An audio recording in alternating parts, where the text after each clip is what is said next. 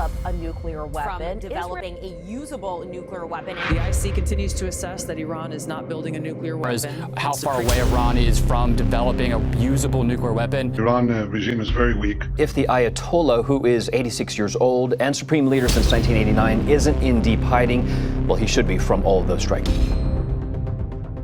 In just 3 days, Israel has delivered some of the most devastating military strikes Iran has ever experienced as a nation. The Iranian state radio and television building has been targeted. This is the moment.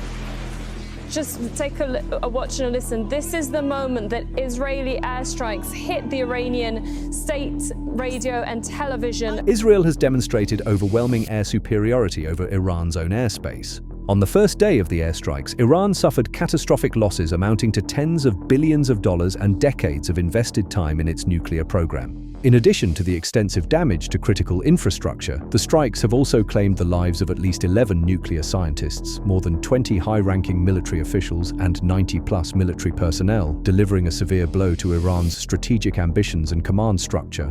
The operation began with covert drone strikes disabling Iranian surface-to-surface missile launchers and air defense systems, followed by the neutralization of radar and early warning systems to blind Iran's air defenses in key zones. Once the radars were jammed and surface-to-surface missile launchers were either destroyed or disabled, the Israeli Air Force moved in and has since taken control over the Iranian skies, pretty much taking down every target with little to no resistance. The Israeli operation inside Iran. Generals and nuclear scientists were targeted and killed in just a matter of minutes. This was very fast. In the early hours of June 14th, the Israeli Air Force hit an airbase near Tehran's Mehrabad. The IDF later confirmed a major strike on an underground facility in western Iran used to store ballistic and cruise missiles. The same day, Iran suffered a serious leadership loss with the confirmed deaths of 2 senior generals, Gholamreza Mehrabi and Mehdi Rabbani.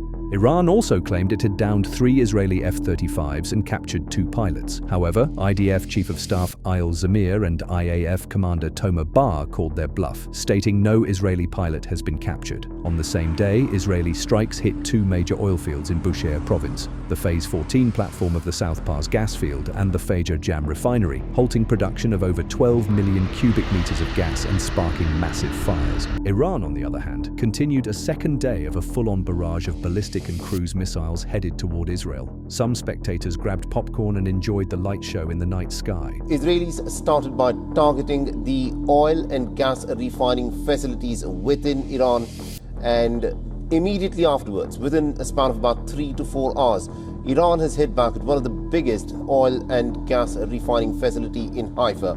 So these are the images of some pretty dramatic.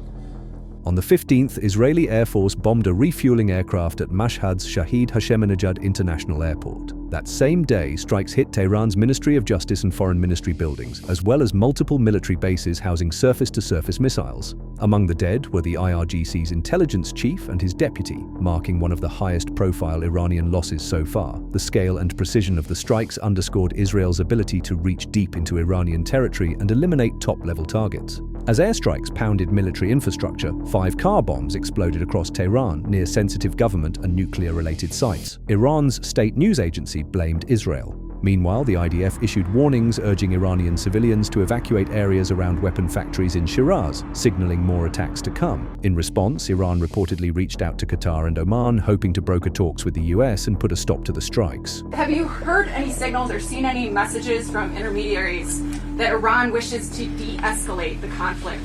Yeah. What have you heard? What have you heard from the Iranians? They'd like to talk, but they should have done that before. I had 60 days and they had 60 days, and on the 61st day I said, we don't have a deal. They have to make a deal, and it's painful for both parties, but I'd say Iran is not winning this war. Iran also announced it had arrested 2 alleged Mossad operatives, though no evidence was presented. On the 16th of June, Israel's air campaign in Iran reached a new level of intensity, as the IDF confirmed it struck the Quds Force Command Center in Tehran, claiming full control over Tehran's airspace. The IDF further hit areas surrounding the Parchin military complex and a weapons convoy between Tehran and Qom. Brigadier General Efi Dafrin stated that 30% of Iran's missile launchers had been destroyed, totaling 120 launches since the start of the campaign. We've taken out top military commanders, senior nuclear scientists, the Islamic regime's most significant enrichment facility, and a large portion of its ballistic missile arsenal.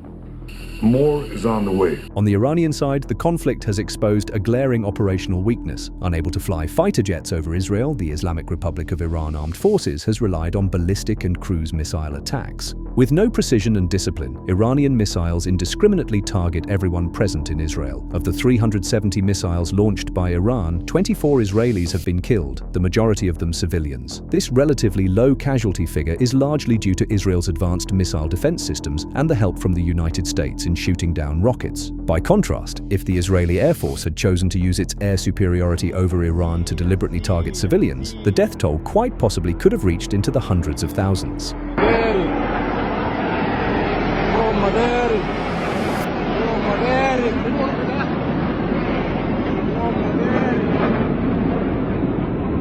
According to various estimates, Iran possesses somewhere between 2,000 to 3,000 ballistic missiles in its arsenal. However, with Israeli airstrikes targeting and damaging their storage sites, Iran's stockpile is shrinking fast. We're attacking their nuclear sites.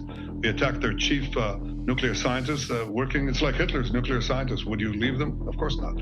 Because we're now over the skies of Tehran. Our pilots, our brave pilots, are over the skies of Tehran, and we're targeting military sites, nuclear sites. That's what we're doing. Unlike the Iranians, who your reporter said correctly, they're targeting our civilians. Yeah. They're bombing our civilians.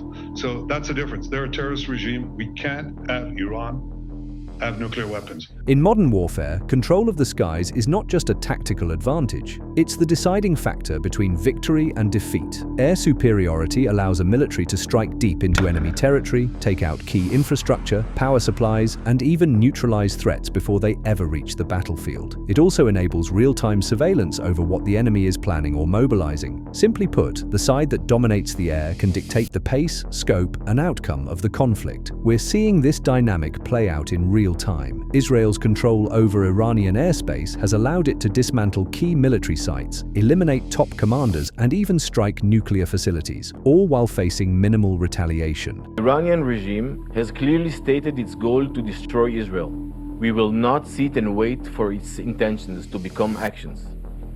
This is not just a threat to Israel. A nuclear-armed Iran would pose a grave danger to regional and global stability.